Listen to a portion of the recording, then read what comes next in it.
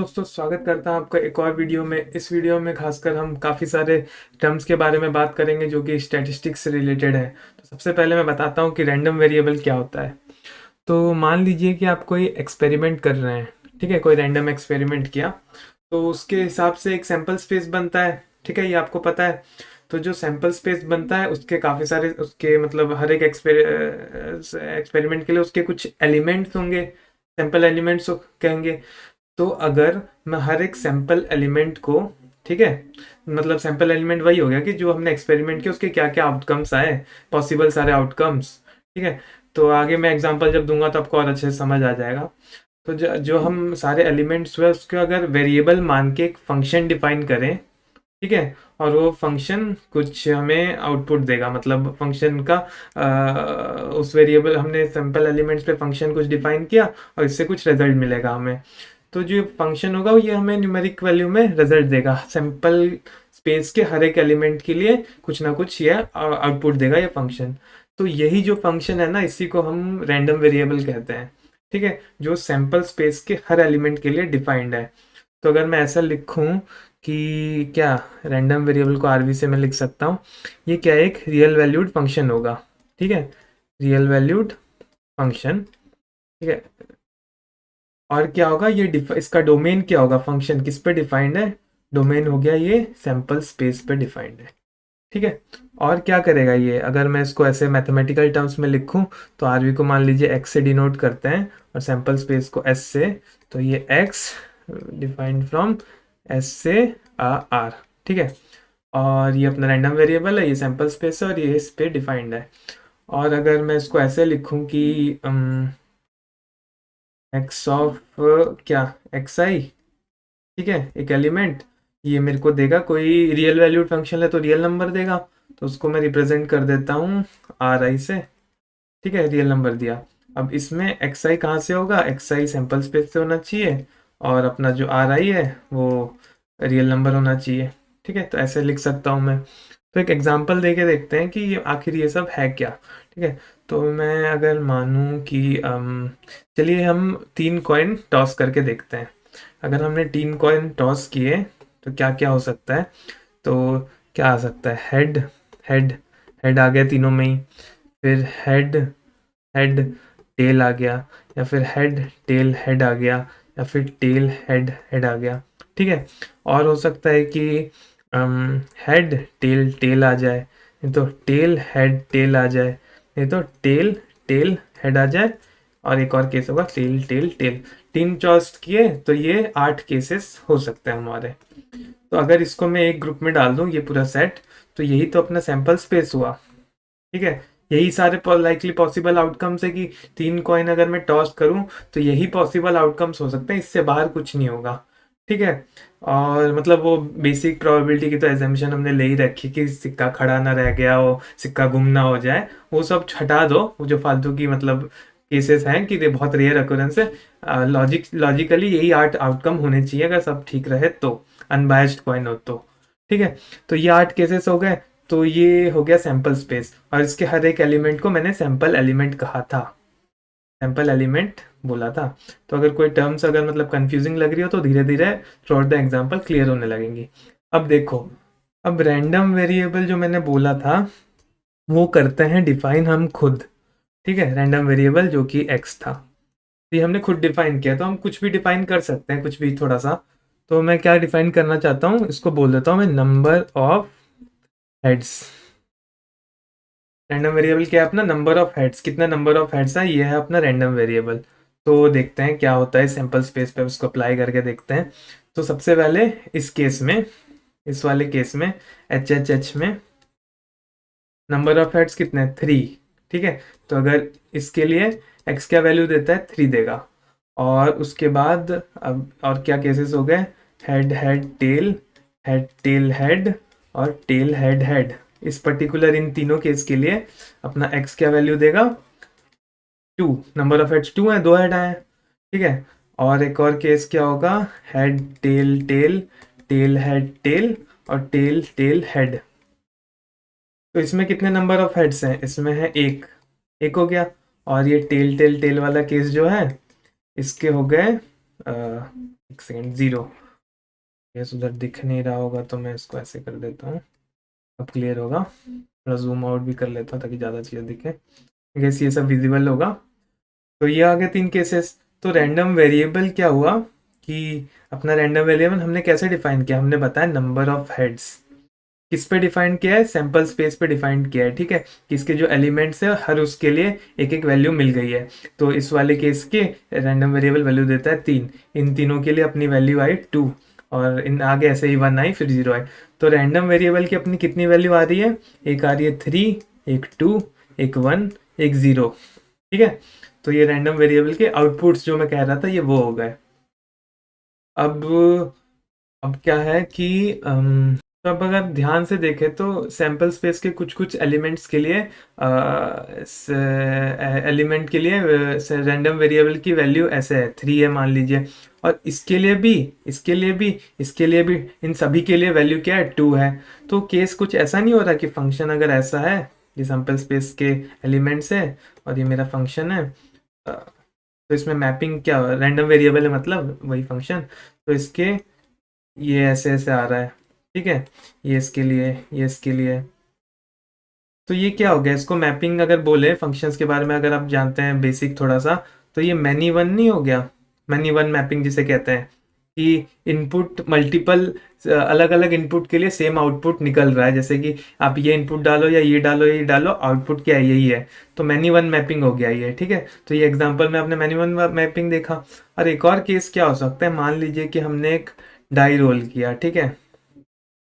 तो अगर हमने डाई रोल किया तो अपना सबसे पहले सैंपल स्पेस क्या बनता है देखते हैं। या तो 1 आ सकता है, 2 आ सकता है, 3 आ सकता है, 4 आ सकता है, 5 आ सकता है, 6 आ सकता है, ठीक है। और अगर मैं रैंडम वेरिएबल अपना ऐसा ले लूँ कि रैंडम वेरिएबल ये ले लूँ कि क्या नंबर आया ऊपर, नंबर ऑन टॉप, ठीक है। मतलब जो क्या वैल्यू निकल के आएगा रैंडम वेरिएबल में ये लूँ, तो क्या हो गया, 1 के लिए एक्स की वैल्यू 1 हो गई, 1।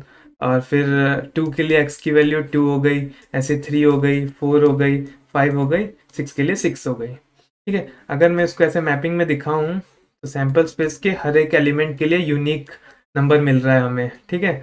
तो इसके लिए एक होगा, 1 के लिए 1 है, और जब यहाँ पे 2 आता है सैंपल स्पेस एलिमेंट जब 2 है, 2 के लिए इधर रैंडम वेरिएबल भी 2 है, ऐसा ऐसा है, 3 के लिए 3 है। तो ये क्या हो गया, ये 1-on-1 मैपिंग है, ठीक है। वो मैनी वन था, ये 1-1 है, तो ये 1-on-1 1-1 मैपिंग हो गई है। तो ये दोनों टाइप के मैपिंग्स भी देख लिए। तो अब देख लेते हैं रैंडम वेरिएबल के टाइप क्या हो सकते हैं। जैसे कि ये तो चलो यार अलग अलग नंबर्स थे, ठीक है। आउटकम्स हमने बोला था कि हेड टेल कितने नंबर ऑफ हेड्स आए, या फिर कितने नंबर कौन सा ऊपर आया। तो ये तो इसको क्या कहते हैं ना, कि इसको कह लेते हैं हम डिस्क्रीट रैंडम वेरिएबल, ठीक है। डिस्क्रीट रैंडम वेरिएबल, इसमें क्या है, हमारे पास काउंटेबल चीज़ें 0 1 2 ऐसे ऐसे ऐसे, या फिर कुछ भी, मतलब ये डिफरेंशिएट मतलब अलग अलग है, ठीक है, नंबर से कोई। एक और केस हो सकता है कि कंटिन्यूस हो, मतलब मैं इसका एग्जांपल देता हूँ। कंटिन्यूस आरवी क्या होगा, कंटिन्यूस रैंडम वेरिएबल। मान लीजिए कि आप टेम्परेचर नाप रहे हो, ठीक है। आपका इनपुट डेटा टेम्परेचर हो या फिर टाइम हो। तो टाइम क्या आप 0 1 2 सेकेंड करते हैं, क्योंकि उसके बीच में 0.5 सेकेंड भी तो आ सकता है, 0.5 है 0.55 सेकेंड भी आ सकता है। तो ये क्या होगा, ये कंटिन्यूस डेटा हो गया, ठीक है। ये डिस्क्रीट डेटा नहीं है। तो इसके लिए जो रैंडम वेरिएबल डिफाइंड होगा ना, वो कंटिन्यूस ही होगा, ठीक है। डिस्क्रीट नहीं है कि 0 है उसके बाद सीधा 1 आ रहा है, इसके बीच में कोई फर्क नहीं। 0.5 आप ले ही नहीं सकते। जैसे डिस्क्रीट हो गया आउटपुट डाई रोल का, क्या आप डाई रोल करके 1.5 या फिर 2.7 ऐसे तो कुछ ला नहीं सकते। 0 आएगा, 1 आएगा, नहीं 1 आएगा, 2 आएगा, 3 आएगा, ऐसे ही कुछ आएगा, नंबर फिक्स्ड है। बट कंटिन्यूस में क्या है कि कुछ भी बीच के नंबर भी आ सकते हैं। तो ये हो गया डिस्क्रीट और कंटिन्यूस रैंडम वेरिएबल। तो अगर आप एक चीज़ यहाँ ध्यान से देखें कि जो रैंडम इस पर्टिकुलर केस में जिसमें हम 3 कॉइन उछाल रहे थे, उसमें रैंडम वेरिएबल की वैल्यू देखिए 0 है, 0 1 2 3। तो ये जो इसको ये जितनी डिफरेंट वैल्यूज ले सकता है ना, इसको हम कह देते हैं ऐसे रेंज, ठीक है, range of the random variable. तो रेंज अगर आप ध्यान से देखें तो किस चीज़ पे डिपेंड कर रही है, ये 0 से 3 तक इसमें वेरी कर रहा है, ये 0 1 2 3 है। तो जब मैंने डिफाइन किया था ना कि नंबर ऑफ हेड्स, तो उस चीज़ पे डिपेंड तो कर रही है। अगर मैं नंबर ऑफ टेल्स करता तो ये थोड़ी शायद अलग होती, या कोई कोई और डिफिनेशन लेता मैं अपने रैंडम वेरिएबल की तो और होता। तो जिस तरह से मैं अपने रैंडम वेरिएबल को डिफाइन करता हूँ उस पर डिपेंड करता है उसका रेंज। ठीक है, ये एक चीज़ हो गई। दूसरी बात जिस पे रेंज डिपेंड करती है ये हुआ कि जैसे कि ये एक्सपेरिमेंट में मैं 3 सिक्के उछाल रहा था कि हर एक पर्टिकुलर ट्रायल में कहूँ तो ये एक बार जो ये एक चीज़ मैंने एक एक्सपेरिमेंट का एक आउटकम है उसको एक ट्रायल कहते हैं। तो एक ट्रायल में मैं क्या कितने डिफरेंट चीजें कर रहा था। तो इसमें क्या है, पहले एक बार मैं सिक्का उछाल रहा था, फिर एक बार सिक्का उछाला, फिर एक बार सिक्का उछाला। तो मैंने कायदे से 3 बार सिक्के उछाले, या फिर 3 सिक्के एक साथ उछाले, या एक सिक्का 3 बार उछाला। तो मैं एक्चुअली में 3 बार काम कर रहा हूँ। तो इस चीज पे भी डिपेंड करता है अपना रैंडम वेरिएबल की वैल्यू। जो 3 आया ना, ये उसकी वजह से ही आया। ठीक है, जरूरी नहीं है कि ये 3 किया तो 3 ही आया, हमेशा कोई ये रूल नहीं है, थंब रूल नहीं है। बट उस चीज पे डिपेंड करता है कि आप हर एक ट्रायल में कितनी बार एक्चुअली में कोई टास्क परफॉर्म कर रहे हो। ठीक है, तो उस चीज पे ये डिपेंड करता है रैंडम वेरिएबल। अब मैं बताता हूँ डिस्ट्रीब्यूशन प्रोबेबिलिटी के बारे में इसके। तो प्रोबेबिलिटी अगर मैं कहूँ कि प्रोबेबिलिटी किस चीज की, प्रोबेबिलिटी ऐसे इसकी एक्स के 0 होने की। ठीक है, ये वही वाला केस है जिसमें हमने 3 सिक्के उछाला है, मैं उसी पे डिस्कस कर रहा हूँ, उसी पे बताऊंगा आपको प्रोबेबिलिटी के बारे में। तो उसमें अगर मैं एक बार लिख लूँ तो एक्स की क्या क्या वैल्यू आ रही थी। एक्स की वैल्यू आ रही थी 0, 1, 2 और 3। ठीक है, और इसको मैं डिनोट कर देता हूँ, ये x1, ये x2, ये x3 और ये x4 से। ये 4 अलग अलग वेरिएबल वैल्यूज ले सकता था x अपना। तो अगर p x ऑफ 0 करूं तो इसमें क्या केसेस आ जाता है, इसमें वो वाला केस आ जाता है एक भी हेड नहीं है। हेड नहीं यानी 3 बार जो टेल आया था वो वाला केस। चलिए मैं वहीं पर ही करके बता देता हूँ ये, ताकि कंफ्यूज ना हो। या फिर ठीक है, मैं इसको अपने स्क्रीनशॉट ले लिया होगा तो मैं इसको मिटा देता हूँ और इसी के नीचे ही मैं सॉल्व कर लेता हूँ। ठीक है, हाँ, तो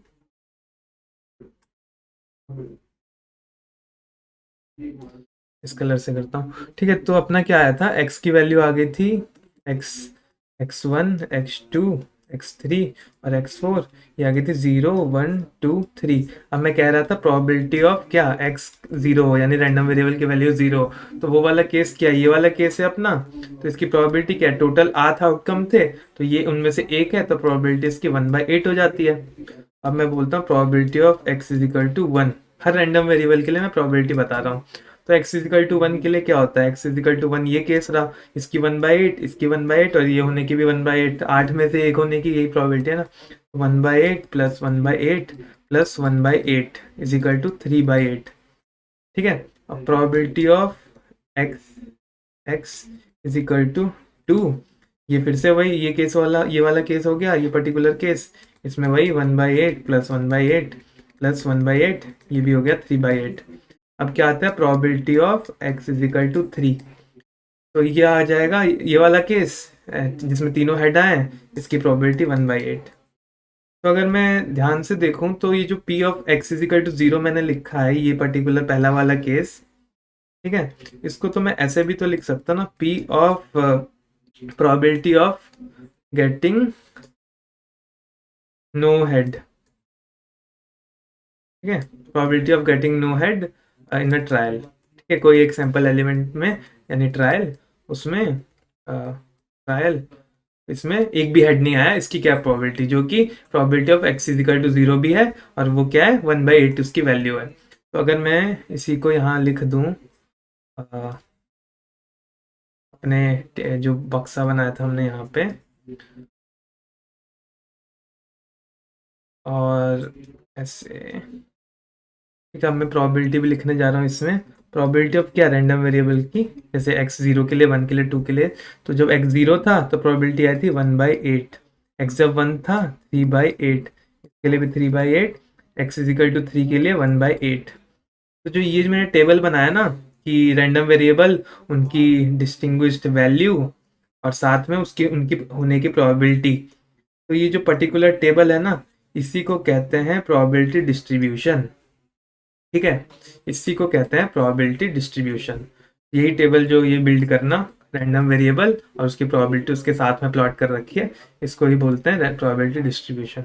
अब क्या बात होती है कि अगर ध्यान से देखें हम तो एक दो इंफॉर्मेशन इन्फ्रेंसेस हम निकाल सकते हैं। जैसे कि आप देखो कि पी की ना कुछ वैल्यू है, तो जो ये पी ऑफ एक्स होता है ना, किसी भी चीज़ की प्रोबेबिलिटी ये ग्रेटर देन ज़ीरो ही होगी।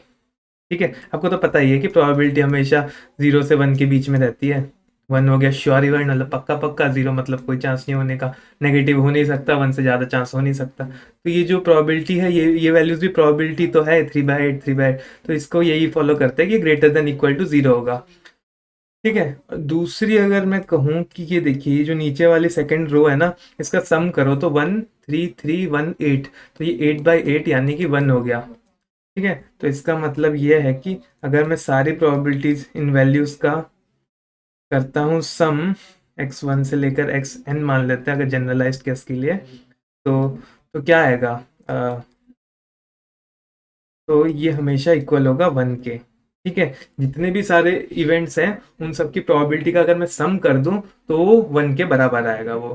ठीक है, तो इसी को कहते थे प्रोबेबिलिटी डिस्ट्रीब्यूशन। तो जैसे कि अपना रैंडम वेरिएबल भी डिस्क्रीट और कंटिन्यूस था, तो उसके बेसिस पे अपना प्रोबेबिलिटी डिस्ट्रीब्यूशन भी डिस्क्रीट और कंटिन्यूस आएगा। तो जब रैंडम वेरिएबल्स अपने होंगे डिस्क्रीट, तो तब उस पे जो प्रोबेबिलिटी फंक्शन हम बनाएंगे तो वो भी हो जाएगा डिस्क्रीट। ठीक है, और अगर रैंडम वेरिएबल कंटिन्यूस है तो इसका मतलब क्या हुआ, जो प्रोबेबिलिटी हम निकाल रहे हैं वो इन्फिनाइटली मैनी वैल्यूज के लिए निकाल रहे हैं, मतलब कि कुछ भी वैल्यूज इनपुट आ सकती है ना, 0.01 के लिए भी। जैसे कि टाइम मैंने बताया था, मान लीजिए टाइम 0 से शुरू हुआ और 10 सेकेंड तक हमने कोई चीज़ रिकॉर्ड करी है, तो हम हर पर्टिकुलर कंटिन्यूस है ये एग्जांपल, तो रैंडम वेरिएबल कंटिन्यूस है तो इसका जो प्रोबेबिलिटी डिस्ट्रीब्यूशन आएगा वो भी कंटिन्यूस कहलाएगा। ठीक है, क्योंकि हमारे पास इन्फिनाइटली मैनी इनपुट्स है, 0.01 हो गया, 0.01 और 0.02 के बीच में भी इन्फिनाइट नंबर्स है। तो हम किसी भी ऐसे कंटिन्यूस सिचुएशन में, तो इसमें जो प्रोबेबिलिटी डिस्ट्रीब्यूशन है वो भी कंटिन्यूस ही कहलाता है। बात करते हैं प्रोबेबिलिटी डिस्ट्रीब्यूशन फंक्शन के बारे में। इसके अंदर आते हैं 3 फंक्शन, एक है प्रोबेबिलिटी मास फंक्शन, एक प्रोबेबिलिटी डेंसिटी फंक्शन और एक आता है कम्युलेटिव डिस्ट्रीब्यूशन फंक्शन। इसको हम PMF भी कहते हैं, प्रोबेबिलिटी मास फंक्शन को। ये क्या होता है, ये डिस्क्रीट प्रोबेबिलिटी डिस्ट्रीब्यूशन के लिए होता है। डिस्क्रीट और कंटिन्यूस मैंने बता दिया आपको। ये डिस्क्रीट के केस में प्रोबेबिलिटी मास फंक्शन होता है, और जो कंटिन्यूस केस हो अगर कंटिन्यूस, उसमें होता है प्रोबेबिलिटी डेंसिटी फंक्शन PDF।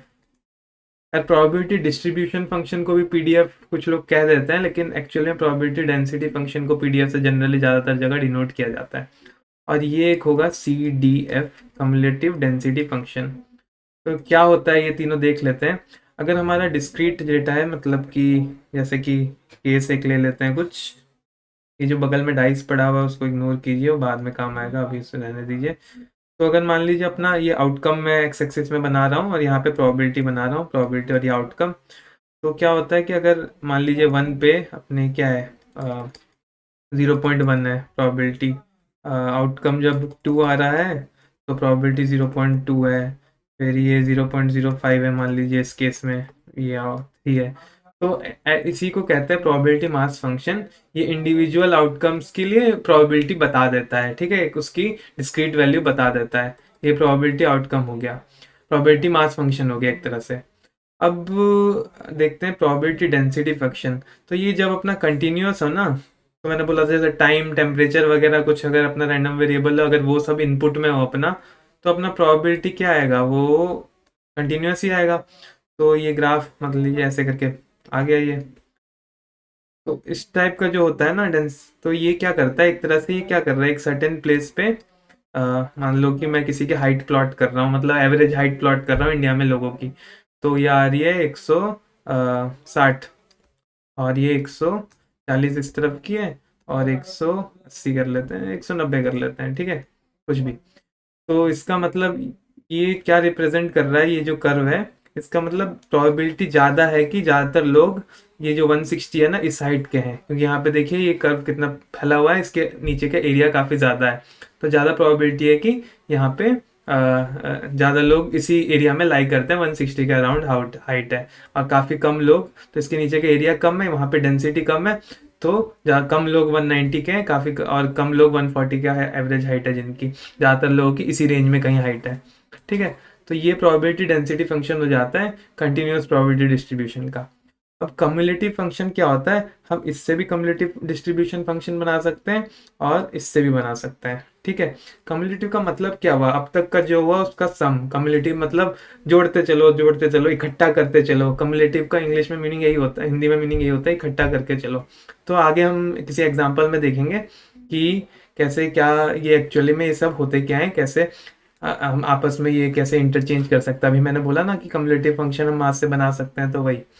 तो अब क्या था, जो अपना डाइस था ना उसको ले आते हैं खेल में। ठीक है, तो मैं डाइस का क्या कर रहा हूँ कि एग्जांपल ले रहा हूँ कि हमने एक डाई रोल किया। ठीक है, अब डाई रोल किया तो 6 आउटकम आ सकते हैं पॉसिबल। तो देखो ये 6 आउटकम है। ठीक है, ये 6 आउटकम आ गए, इसको मैंने प्लॉट कर दिया इधर। ठीक है, ग्राफ में। अब क्या है, आउटकम्स देखो तो हाँ, 1 आ सकता है, 2, 3, 4, 5, 6, इनमें से कुछ एक आ सकता है। तो मैंने एक वाई एक्सिस में प्रोबेबिलिटी बताई है। अब कोई भी एक नंबर आने की प्रोबेबिलिटी यार 1/6 तो होती है। डाई में यही होता है, अगर फेयर डाई हो तो। ठीक है, बिल्कुल फेयर है, ये मान के चल रहे हैं। तो ये 6 आउटकम की मैंने प्रोबेबिलिटी है 1/6 लिखी है। और इसी को मैं अब लिख देता हूँ इसको, अगर 1/6 को ऐसे डिवाइड कर दूँ ना, 1/6 तो ये डेसिमल में कितना होता है, 0.167 ऐसे कुछ होगा। तो इसको मैंने ऐसे लिख दिया है इधर। ठीक है, अभी राइट वाले को इग्नोर कीजिए, पहले लेफ्ट वाले पे मैं बता रहा हूँ। तो इसी को लिख के मैंने प्लॉट कर दिया, ये लेफ्ट वाले केस में प्रोबेबिलिटी है, इधर आउटकम है। ठीक है, अब क्या किया यार, कम्युलेटिव प्रोबेबिलिटी क्या होती है कि इसमें हम ऐड करते जाते हैं अब तक की प्रोबेबिलिटी। जैसे कि आउटकम 1 था, तो आउटकम 1 के लिए क्या प्रोबेबिलिटी थी, डाई रोल किया था ना, तो 1 आने की प्रोबेबिलिटी यहाँ से आ रही है 0.167 सर्टेन, और यहाँ पर 1 आने की प्रोबेबिलिटी, 1 या 1 से कम आने की प्रोबेबिलिटी ये हो गई। अगर दूसरे 2 का देखो तो फिर 126,137, लेकिन इसमें देखो तो मतलब 1.6 0.167, इसमें देखो तो यहाँ पे कुछ आ रहा है, ये 3.2 के आसपास कुछ आएगा, यानी 1.67 का डबल हो गया। जीरो मतलब 0.167 का डबल हो गया, ये 0.32 कुछ आ रहा होगा। ठीक है, ये कुछ, और फिर इसमें अगर मैं ये ऐड करूँ 0.167 तो ये वैल्यू आ जाएगी, और एंड में देखो तो 1 आ गई है। तो इसमें बेसिकली क्या किया यार, इस ग्राफ को रीड ऐसे करते हैं कि मैं अगर मान लो कि यहाँ पे निकाल रहा हूँ कि जब मेरी वैल्यू 4 है यहाँ पे, तो कितनी वैल्यू आ रही है और वो क्या रिप्रेजेंट कर रहा है। तो जब मैं इस कम्युलेटिव यानी सी डिस्ट्रीब्यूशन फंक्शन CDF में x इजिकल टू 4 की वैल्यू अगर आती है, और वो आ रही है कुछ सर्टेन आ रही है, मतलब 0.72 आ रही है मान लीजिए इस केस में, तो वो क्या रिप्रेजेंट करता है, ये रिप्रेजेंट ये करता है कि प्रोबेबिलिटी किस चीज़ की, अब तक के जो चार या चार से कम आने की प्रोबेबिलिटी एक्चुअली में, उन सब का समेशन। ठीक है, इसने क्या कर रखा है, कम्युलेशन कर रखा है 1, 2, 3 और 4 का भी। तो जब मैं ऐसे करूंगा CDF, तो ये लेस देन इक्वल टू 4 का आ रहा है x, ये जो पॉइंट रिप्रेजेंट करता है। और इसमें क्या है, P of x is equal to 1 plus probability of x is equal to 2 plus probability of x is equal to 3 plus probability of x is equal to 4। ठीक है, अगर ये ग्राफ आपको शायद दिख नहीं रहा होगा, हाँ वो अब दिखने लगा होगा क्लियरली। ठीक है, सॉरी उस चीज़ के लिए, वो वहाँ पे कैमरा आ जाता है तो दिखता नहीं है। तो ये हो गया, अब थोड़ा क्लियर होगा। मैं इस चीज़ के लिए निकाल रहा था 4 जब वैल्यू थी, तो उसकी इस पर्टिकुलर में 0.72 करके कुछ आ रही थी, तो उसका सिग्निफिकेंस क्या, उसका मतलब क्या है। तो वो अब तक के 4 या 4 से कम जितने भी आउटकम्स आए हैं उन तक का प्रोबेबिलिटी का सम बता देता है। तो इसमें क्या आ गया, प्रोबेबिलिटी ऑफ जब रैंडम x इजिकल टू 1 हो, x इजिकल टू 2 हो, 3 हो, 4 हो, इन सबका सम। ठीक है, तो अपना क्या हुआ कि सम हो गया 1/6 1/6 1/6 1/6, तो ये कुछ 0.72 आया था। ठीक है, अब क्या किया मैंने कि अब मैंने ये चीज़ देखी कि एंड में जाकर, मतलब डाइस में क्या पॉसिबल आउटकम है, 1 से लेकर 6 तक कुछ आ सकता है। तो एंड में क्या ये पॉइंट बताता है कि प्रोबेबिलिटी ऑफ गेटिंग क्या 6 और लेस, तो इसकी प्रोबेबिलिटी 1 है यार, क्योंकि डाइस में 6 से ऊपर तो कुछ आ नहीं सकता यार, 7 वात कुछ होता नहीं है। तो इस चीज़ की प्रोबेबिलिटी है 1। ठीक है, कि एक बिल्कुल सारे कम प्रोबेबिलिटी का समेशन जो है ना, वो आखिरी वाले उसमें आ जाता है, और इसकी वैल्यू 1 ही होनी चाहिए।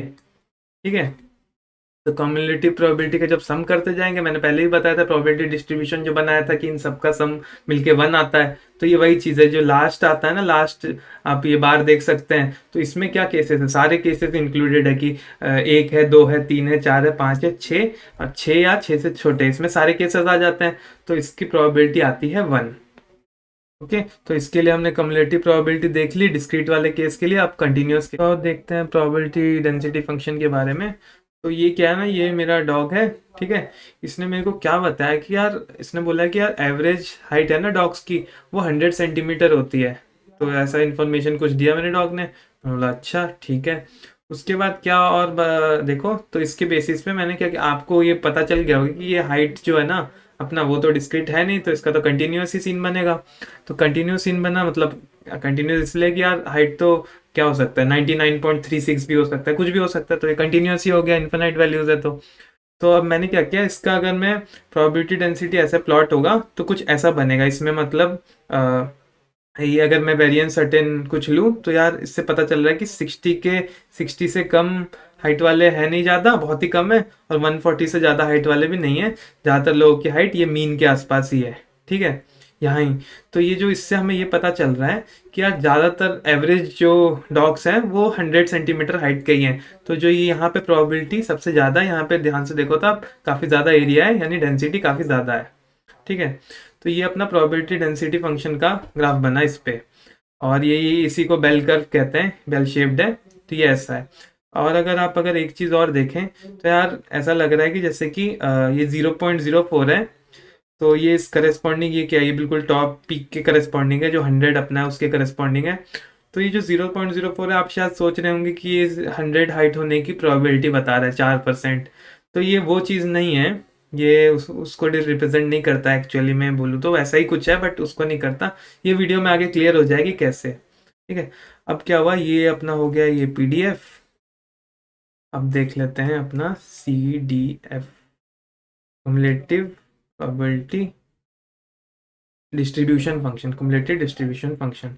तो इसमें क्या है कि यार ये बेल कर्व के करस्पॉन्डिंग इसमें जो कर्व बनता है ना, वो एस शेप होता है, एस एस कर्व कहते हैं इसे हम, ठीक है। अब एस कर्व देखो, इसको कैसे रीड करते हैं, इसमें ये 0 से 1 तक जा रहा है, ठीक है, कम्युलेटिव ऐड होके जा रहा है ना प्रोबेबिलिटी, तो 0 से स्टार्ट हुआ और एंड में जाके सबका सम मिलके 1 हो जाएगा।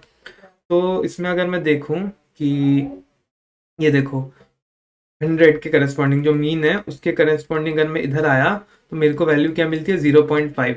अभी 0.5 का मतलब क्या हुआ, तो देखते हैं आप डेंसिटी वाले उसमें PDF में, कि यार 100 के करस्पॉन्डिंग अगर मैं ऐसे ऊपर जाऊं, इसको मैं मिटा ही देता हूँ बीच वाले को, बताते बताते रंग भर दिए मैंने, ठीक है। तो अगर मैं 0.5 पे जाऊं ऐसे, मतलब 100 सेंटीमीटर के करस्पॉन्डिंग यहाँ, तो यार ये जो लेफ्ट में एरिया है ना, ये जो इतना बच गया लेफ्ट साइड का एरिया, ठीक है। तो यार ये क्या होगा, ये टोटल एरिया का 0.5 यानी हाफ होगा, ठीक है। टोटल एरिया को अगर मैं पूरे एरिया अंडर द बेल कर 1 मानता हूँ, तो यार ये जो हाइट है इसके लेफ्ट की साइड जो एरिया है, लेफ्ट के साइड, वो होगी 0.5, टोटल का आधा होगा। तो ये चीज़ ये रिप्रेजेंट करता है, मतलब यहाँ पे अगर 0.5 वैल्यू है तो इसका मतलब उस पर्टिकुलर वैल्यू के लेफ्ट में इतना एरिया कवर हो चुका है लेफ्ट साइड में, ठीक है। तो अगर एक और एग्जांपल लूँ, मान लो कि यहाँ पे लेता हूँ मैं कुछ 80 के करस्पॉन्डिंग वैल्यू आ रही है 0.25, ठीक है। तो इस कर्व में क्या हो गया, इस कर्व में देखें तो इस कर्व में अगर देखो तो 80 पड़ता है कहीं मेरा इधर, ठीक है, ऐसे कुछ पड़ेगा। तो अगर मैं इसको ऐसे पॉइंट करूं, तो ये जो लेफ्ट में एरिया है ना जो मैं शेड कर रहा हूँ ब्लू में, ये क्या होगा, ये टोटल का 1/4 होगा, मतलब 25% एरिया इसके लेफ्ट में है, बाकी 75% इसके राइट में है, मतलब 25% इसके लेफ्ट में। तो कायदे से ये क्या बता रहा है कि यार कितना एरिया लेफ्ट में है। तो क्या हम प्रोबेबिलिटी डेंसिटी फंक्शन का इस्तेमाल करके ये कम्युलेटिव प्रोबेबिलिटी वाला कर प्लॉट कर सकते हैं? हाँ कर सकते हैं। हम क्या करेंगे, जो पॉइंट है ना उसके लेफ्ट में जो एरिया है ना उसको यहाँ पे प्लॉट कर देंगे, मतलब कि यार मैं 60 से बढ़ूँ तो इसके लेफ्ट में एरिया क्या है, 0, तो मैंने यहाँ 0 प्लॉट कर दिया, ठीक है। फिर मैं आगे बढ़ा 70 के एरिया में, मान लो मेरा आता है 10% एरिया, तो यहाँ 0.1, यहाँ 0.1 मैंने प्लॉट कर दिया, ये 0.01 होगा, ठीक है, 0.1 हो गया। 0.1 यहाँ 70 के करस्पॉन्डिंग प्लॉट कर दिया। ऐसे ऐसे मैं राइट करके पूरा ये कम्युलेटिव प्रोबेबिलिटी जो CDF है इसको मैं प्लॉट कर सकता हूँ, कम्युलेटिव डिस्ट्रीब्यूशन फंक्शन को PDF से। तो मैंने PDF का इस्तेमाल करके CDF प्लॉट करना सीख लिया। तो क्या मैं इसका उल्टा भी कर सकता हूँ? इसका उल्टा CDF का इस्तेमाल करके मुझे करना है PDF प्लॉट। ठीक है, वो देखते हैं वो कैसे होगा। इससे पहले आप एक और चीज़ देखें इस कम्युलेटिव CDF वाले ग्राफ में कि क्या हो रहा है। अगर इसको मिटा देते हैं, इसको भी हटा देता हूँ। हाँ, तो इसमें एक और चीज़ हो रही है, ग्राफ को ही नहीं हटा दूँ, हाँ ये भी हट रहा है। ठीक है, तो साफ सुथरा सा बना के फिर से लिख लेता हूँ। ठीक है, ये आ गया। और फाइन। तो अगर मैं देखूँ यार, ये 100 के करस्पॉन्डिंग इधर, ठीक है।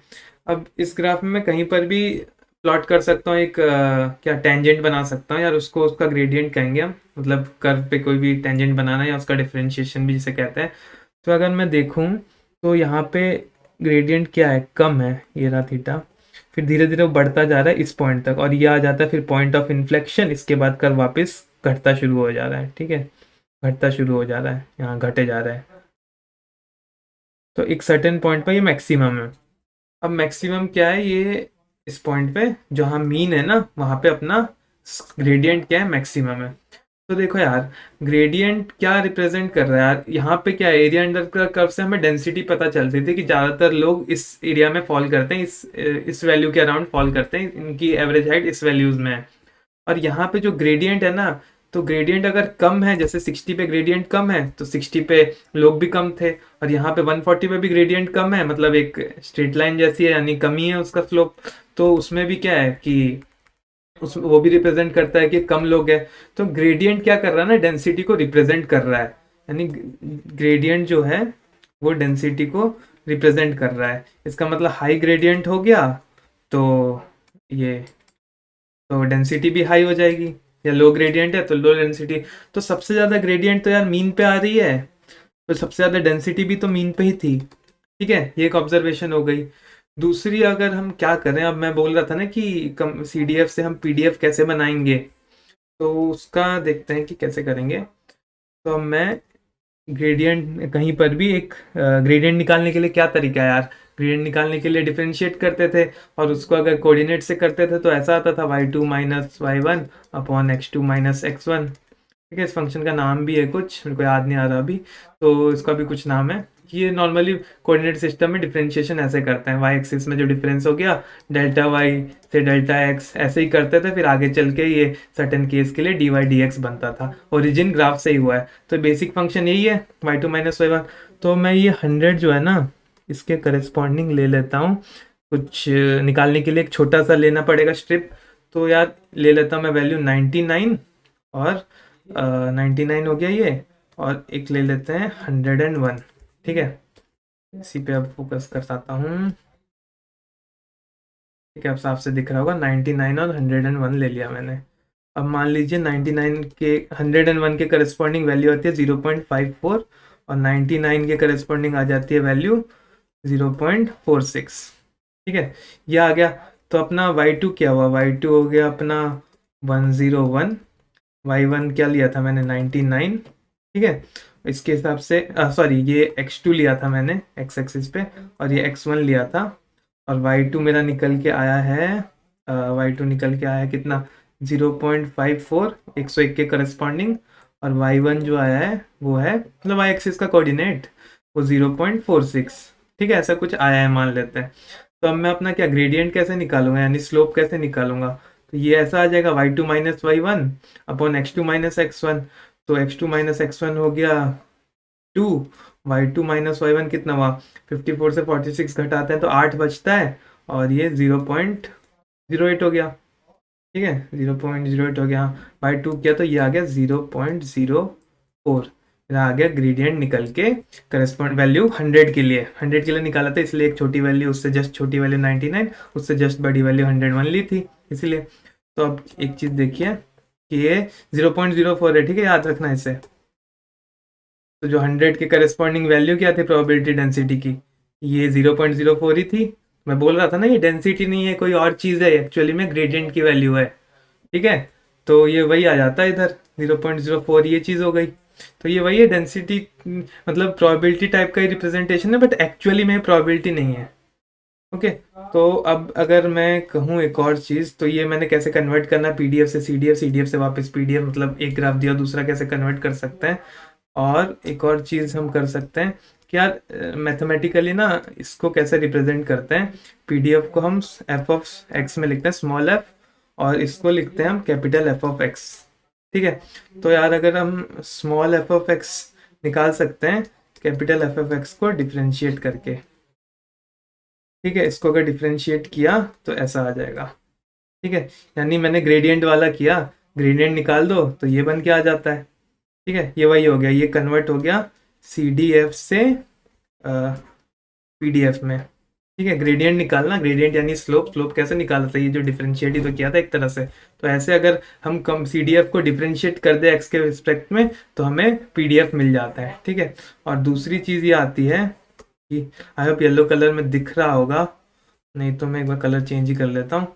तो इसका तब स्क्रीनशॉट ले लेने का, और PDF से CDF कम्युलेटेड डिस्ट्रीब्यूटेड फंक्शन में ऐसे चेंज करते हैं कि यार आपको पता होगा एरिया अंडर द कर्व हम इंटीग्रेशन से निकाला करते थे ना। अगर मतलब नहीं पता था, आप थोड़ा गूगल सर्च करके देख सकते हैं कि यार इंटीग्रेशन से आ जाता था। तो इंटीग्रेशन किसका, PDF का करेंगे। ठीक है, तो ये आ जाएगा अपना CDF। और यार कहाँ से कहाँ तक करेंगे, तो मैं बोल रहा था ना लेफ्ट रीजन का ही करना होता है, लेफ्ट रीजन का जो एरिया होगा वही बताएगा अपना CDF क्या है। ये स्टार्टिंग में डिस्कस किया था हमने।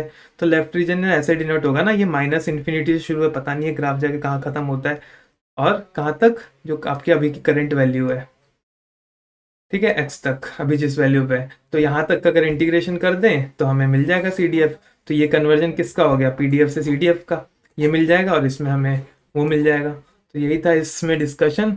आगे चल के तो यार दोस्तों इस वीडियो में बस इतना ही, काफ़ी ज़्यादा लंबी वीडियो हो गई है, और आई होप कि आपको प्रोबेबिलिटी की डिस्ट्रीब्यूशन के बारे में, रैंडम वेरिएबल के बारे में सब कुछ क्लियर हो गया होगा।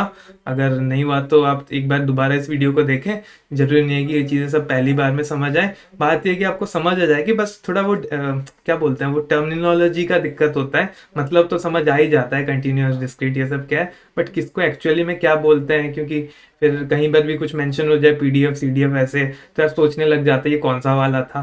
तो इस कंफ्यूजन को हटाने के लिए आप वीडियो चाहे तो एक बार दोबारा देख सकते हैं, फास्ट फॉरवर्ड कर करके देख लीजिए, तो ताकि आपके सारे कॉन्सेप्ट क्लियर हो जाए, क्योंकि इन सब का आगे इस्तेमाल काफ़ी होने वाला है।